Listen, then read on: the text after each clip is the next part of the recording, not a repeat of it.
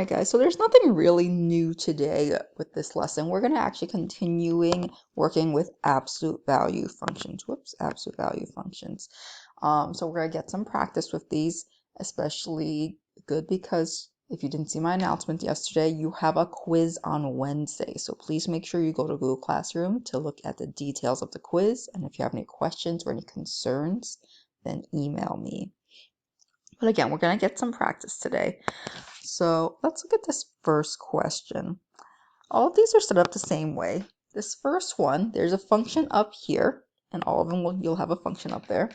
X plus 5 halves. So this is a linear function, and we can see that because the exponent of the x is a 1.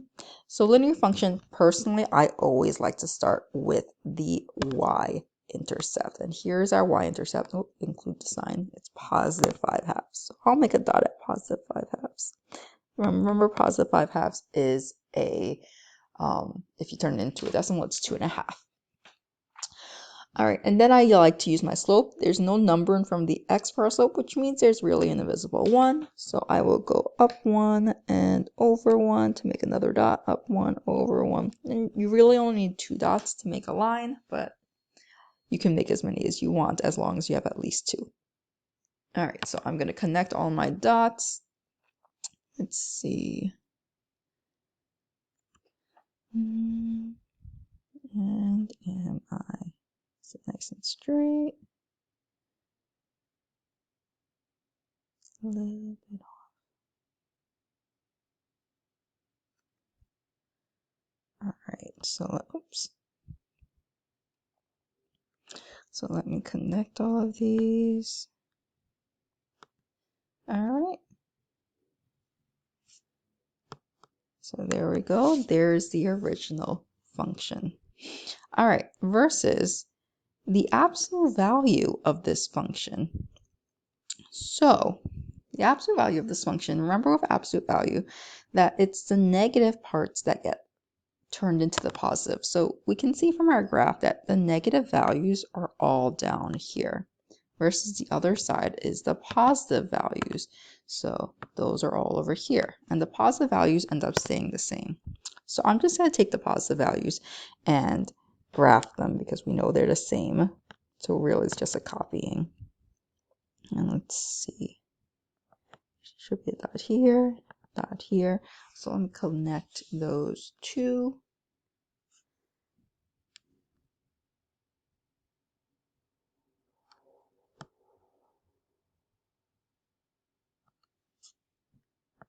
And remember, we just want the positive side. So that part.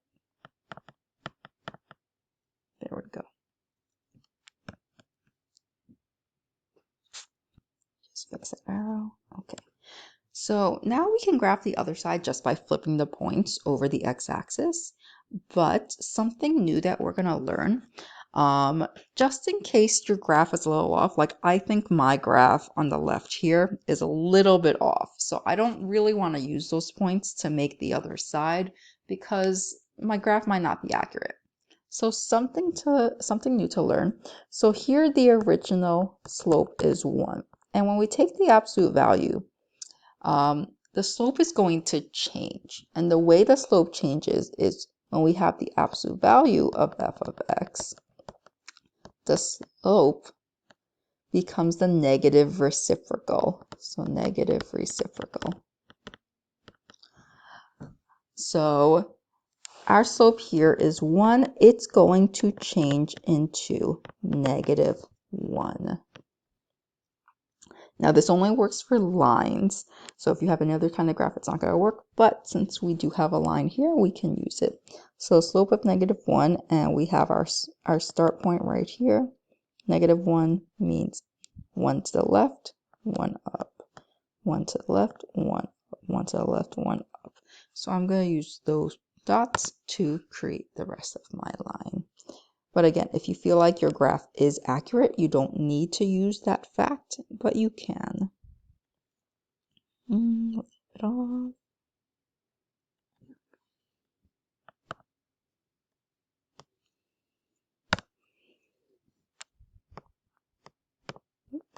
There we go.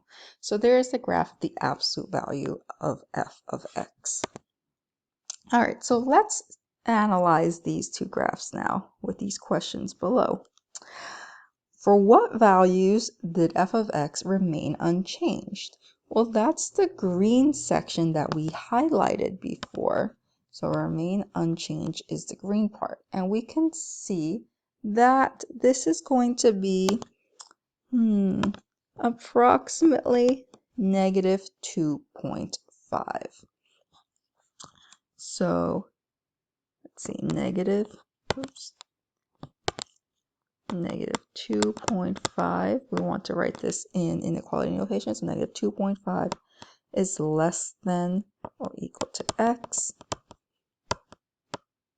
which is less than or less than infinity because we go all the way to the end. All right, and then the next part asks, where did f of x change? And that was in the red section. Those were our negative values, which flipped over and became positive values. So those values are the values that are less than negative 2.5. So we can write x is less than negative 2.5, or if you want the three-part, you can also write negative infinity is less than x is less than negative 2.5. So I didn't write the equal part here because we already have the equal up here. So therefore it's not in the bottom part. Remember, for a piecewise function, you only want an equal at one of those pieces. All right, so let's write this piecewise function. Now, these two questions that we just answered will help us because they give us our domains. So for absolute value of f of x, remember, this is going to equal to f of x in the unchanged section. So I'm going to write the shorter version of this. X is greater than or equal to negative 2.5. And it is the negative in the changed version. X is less than negative 2.5. But of course, we want to write this with the actual function. So let's write f absolute value of x is equal to, and our actual function, remember, is at the top. And let me erase all that so we can actually see it. X plus 5 halves. So x plus 5 halves in the unchanged section, and negative x plus 5 halves in the changed section. And make sure you put parentheses around your function so the whole thing gets negated. All right, let's do one more example together because this one is not linear. This is now a parabola. When I'm graphing a parabola, I like to know at least our x-intercepts. And to find our x-intercepts, we need to find out when our function is going to equal 0. So I'm going to take x squared minus 9 and set it equal to 0. So we can factor this. X plus 3, x minus 3 equals 0. And then we know x is going to equal positive 3 and negative 3, so plus or minus 3.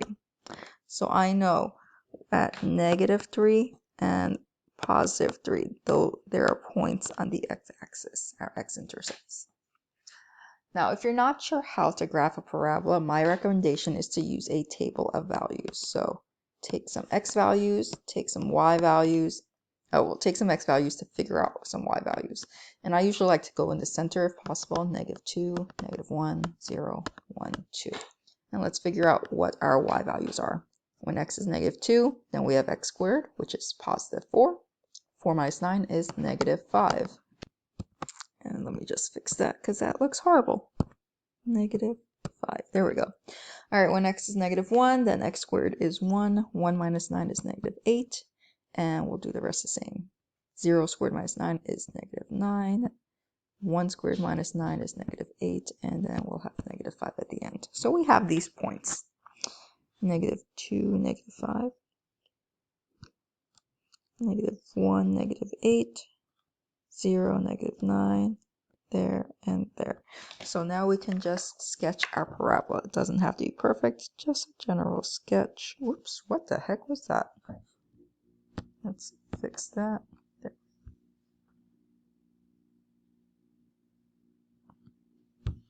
There's one side. There's the other side. Now remember, the negative parts are going to change for the absolute value parts, so all of this is going to end up flipping over, but the other side, this part and this part, is going to stay the same. So let's graph the ones that are the same first. We have a dot here and a dot here, and we can just graph up. And then everything else is going to flip over. So this dot here, that was at -2, -5, will go to -2, +5. Right there. -1, -8 will turn to -1, +8. 0, +9, etc., etc. And we'll connect those dots. There we go. There's our absolute value graph. All right. I am going to skip these two questions over here, but you should fill them in for your work. And I'm just going to go right to the piecewise function. All right, f of x, absolute value f of x. Now, there are three pieces to this: the left part that stayed unchanged, the right part that stayed unchanged, and the middle part. So you can make a three-part piecewise function. So our function was x squared plus 9, so we stay x squared plus 9, and that happens when x is less than or equal to -3. But if you want to make this a two-part piecewise function, you can also write or x is greater than or equal to +3, because we know that's going to be the same function in both of these places. And then in the middle, we'll have the negative version of it. Negative x squared plus 9. Don't forget your parentheses. And this is when we're between -3 and +3. -3 is less than x is less than 3. And no equal signs here because I already put them up there. But if you did not put any equal signs here, then make sure you put them in the bottom. So up to you where you put them, as long as they're only in one place. All right, so the rest of the examples are pretty much the same. If you have any questions, again, please make sure to let me know and study for your quiz.